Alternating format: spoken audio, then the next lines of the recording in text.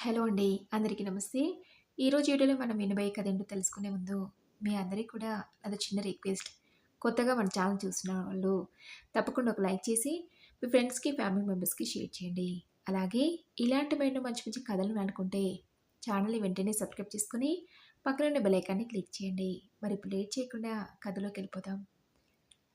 ఆ రోజు సాయంత్రం హాస్పిటల్ నుండి ఇంటికొచ్చి స్నానం చేసి గబగబా వంట పూర్తి చేసి బాక్సు సర్దుకుని హాస్పిటల్కి తీసుకెళ్లాల్సిన ఇంకొన్ని వస్తువులను కూడా బ్యాగ్లో సర్దుకుని ఇంటికి తాళం వేయబోతున్న నేను పక్కింటి పార్వతమ్మ పిన్ని పిలుపు విని వెనకకి చూశాను. అనుకున్న అప్పుడే వెళ్ళిపోతున్నావా? నువ్వు వచ్చింది నాకు తెలియలేదే. తాళం వేస్తున్న శబ్దం విని నువ్వు వచ్చినట్టు అనిపించి ఒకసారి పలకరించి వెళ్దామని వచ్చాను. ఇంతకీ రాజశేఖరం ఎలా ఉన్నాడమ్మా? డాక్టర్లు ఏమన్నారు? అడిగింది పార్వతమ్మ పిన్ని. ఇప్పుడు కొంచెం పర్వాలేదు పిన్ని. మరో వారం రోజుల్లో ఆపరేషన్ చేయాలన్నారని చెప్పాను. మరి అభి దగ్గరుండే ఫోన్ ఏమైనా వచ్చిందా? బయలుదేరుతున్నాడని చెప్పాడా? అడిగింది పార్వతమ్మ పిన్ని ఆతృతగా. తనలా అడిగేసరికి ఏం చెప్పాలో నాకు అర్థం కాక నా గొంతు మోగపోయింది. నేను తన ప్రశ్నకి సమాధానం చెప్పకుండా అలాగే ఉండిపోవడంతో అర్థమైందన్నపూర్ణ. తండ్రి అలాంటి పరిస్థితిలో ఉండని తెలిసినా నాన్నకి ఎలా ఉందో ఏంటో, అమ్మ ఒకతే నాన్నని చూసుకోలేక ఏమి ఇబ్బందులు పడుతుందో అనే ధ్యాస కూడా లేదంటే ఇక నీ కొడుకు మీద ఆశలు పెట్టుకుని లాభం లేదు పున్న. బాధపడకు. అన్నిటికీ ఆ భగవంతుడే ఉన్నాడు. నీకు ఏదో ఒక దారి చూపించకపోడు. కంగారు పడకు అని అన్నట్లు అసలు విషయం చెప్పడమే మర్చిపోయాను. నిన్న మొన్న నిన్ను కలవడానికి ఎవరో వచ్చారమ్మా. వరుసగా 2 రోజులు ఇంటికి తాళం వేసి ఉండడం చూసి నన్ను అడిగారు పూర్ణ. మేడం లేదా అని. లేదని చెప్పాను.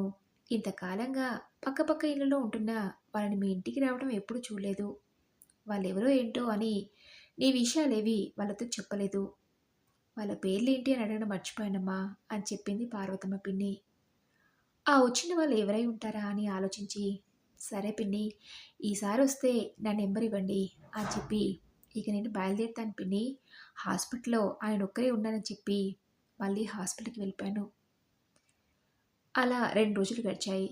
డాక్టర్ చెప్పిన వారం రోజుల్లో ఇంకో 5 రోజులు మాత్రమే మిగిలిపోయాయి.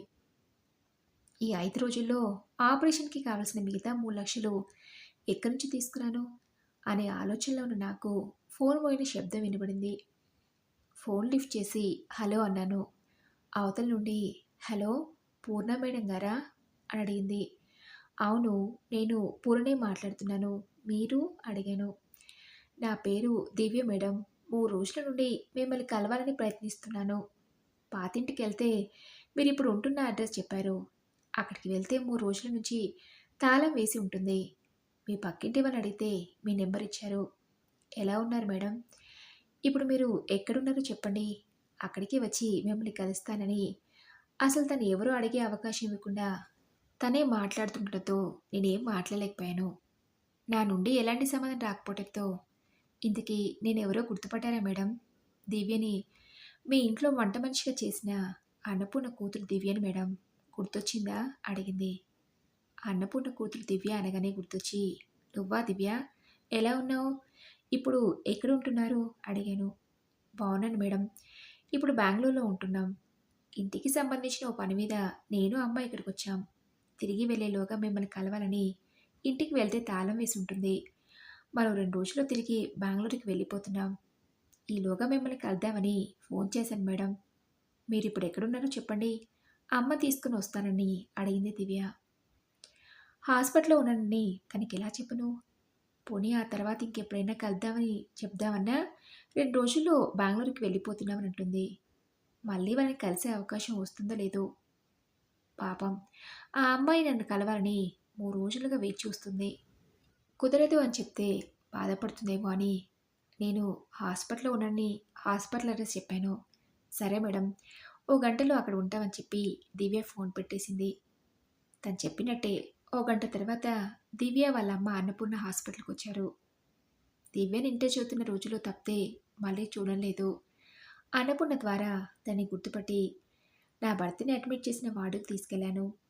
ఆయన అలా చూసి ఏమైంది మేడం సరికి? ఆరోగ్యం బాలేదా? అంటూ కంగారుగా అడిగారు దివ్య, అన్నపూర్ణ. 4 రోజుల క్రితం ఆయనకి గుండెపోటొస్తే హాస్పిటల్‌లో చేర్పించానని చెప్పాను. ఇప్పుడెలా ఉంది మేడం?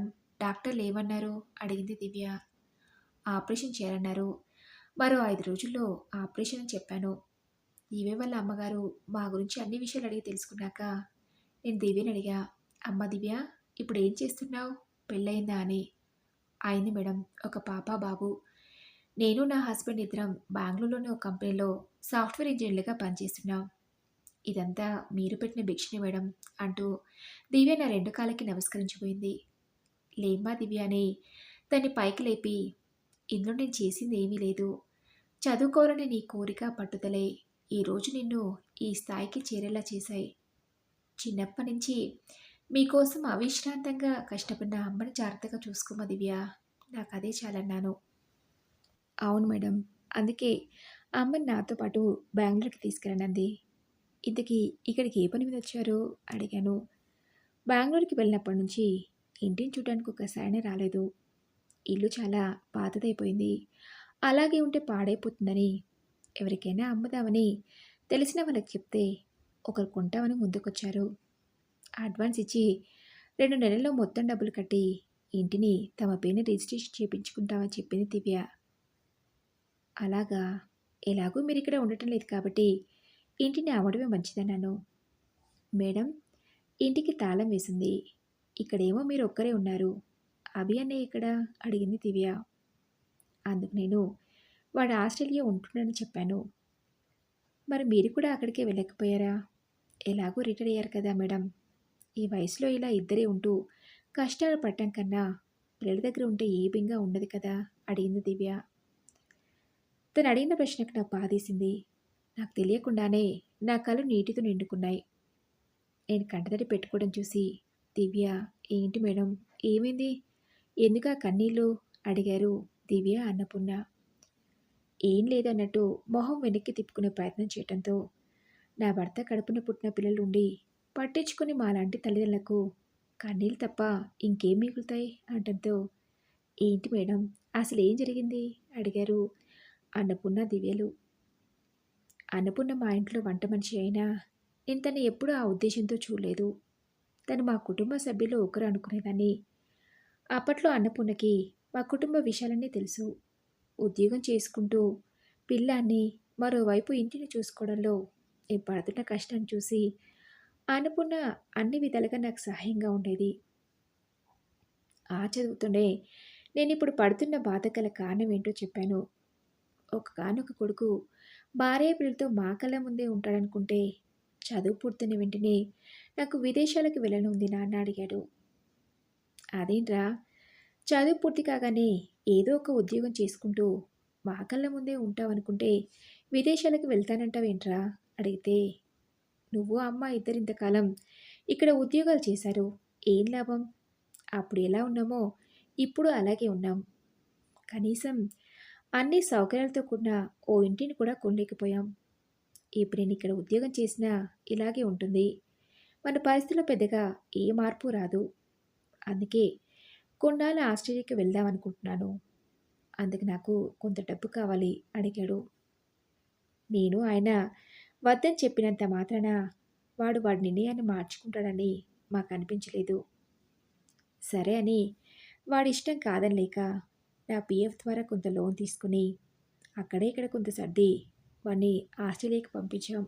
2 సంవత్సరాలు చదివి అక్కడే ఉద్యోగంలో చేరాడు. ఆ తర్వాత కొంతకాలానికి ఇక్కడే నాకు నచ్చిన అమ్మాయిని పెళ్లి చేసుకుంటున్నా అని చెప్పాడు. అందులో కూడా వాడిష్టాన్ని కాదనలేదు. నేను ఆయన రిటైర్డ్ అయిన తర్వాత మమ్మల్ని కూడా వాడి దగ్గరికి రమ్మంటాడని ఆశపడ్డాం.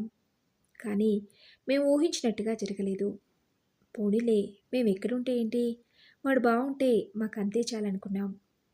కొడుకు, కోడలు, వాడికి పుట్టబోయే పిల్లలొచ్చినప్పుడు సౌకర్యంగా ఓ ఇల్లు ఉండాలని ఆయన నేను రిటైర్డ్ అవ్వక వచ్చిన డబ్బులతో పాత ఇంటిని అమ్మేసి ఇప్పుడు ఉంటున్న ఇంటిని కొన్నాం. వాడు ఆస్ట్రేలియాకి వెళ్ళినప్పటి నుంచి మమ్మల్ని చూడ్డానికి వస్తాడని ఎదురు చూస్తూనే ఉన్నాం. బహుశా వాడికి మమ్మల్ని చూడాలనిపించలేదేమో. ఇన్ని సంవత్సరాల్లో ఒక్కసారైనా మమ్మల్ని చూడటానికి ఇండియాకి రాలేదు. నెలలా మా ఇద్దరికి పెన్షన్ వస్తుంది. వాడు పంపే డబ్బు గురించి మాకు ఏ ఆశ లేదు కానీ ఉన్నట్టుండి నాకిలా అవుతుందని, సమయానికి డబ్బు చేతిలో లేక ఇబ్బంది పడాల్సొస్తుందని అనుకోలేదు అంటూ అన్నపూర్ణతో చెప్తూ బాధపడ్డాను. మా మాటలు విన్న దివ్య, ఇదిగోండి మేడం, ఇందులో 5,00,000 రూపాయలున్నాయి. ఇంటిని కొంటామన్న వాళ్ళు అడ్వాన్స్‌గా ఇచ్చిన డబ్బిది. సార్ ఆపరేషన్‌కి కట్టండి అంటూ డబ్బు నా చేతికివ్వబోయింది. వద్దమ్మా, తెలిసినవరని అడిగాను. రేపటికల్లా డబ్బు ఏర్పాటవుతుందని తిరస్కరించపోతే, ఏంటి మేడం, మేము మీ దగ్గర పనిచేసిన వాళ్ళమని మా దగ్గర డబ్బు తీసుకోమంటున్నారా? అంది దివ్య. ఛ! అవేం మాటలు దివ్య. నేను మిమ్మల్ని ఏ రోజైనా అలా భావించానా?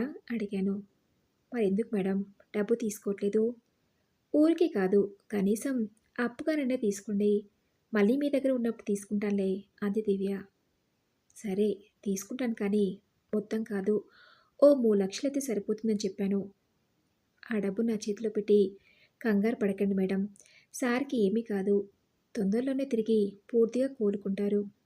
అమ్మ, నేను సార్‌కి ఆపరేషన్ పూర్తయ్యే వరకు ఇక్కడే ఉంటామని చెప్పి, నేను వద్దని వినకుండా దివ్య వాళ్ళ అమ్మ అన్నపూర్ణ ఆయనకి ఆపరేషన్ పూర్తయ్యేదాకా నాకు తోడుగా ఉండి, ఆ తర్వాత తిరిగి బెంగుళూరుకి వెళ్ళిపోయారు.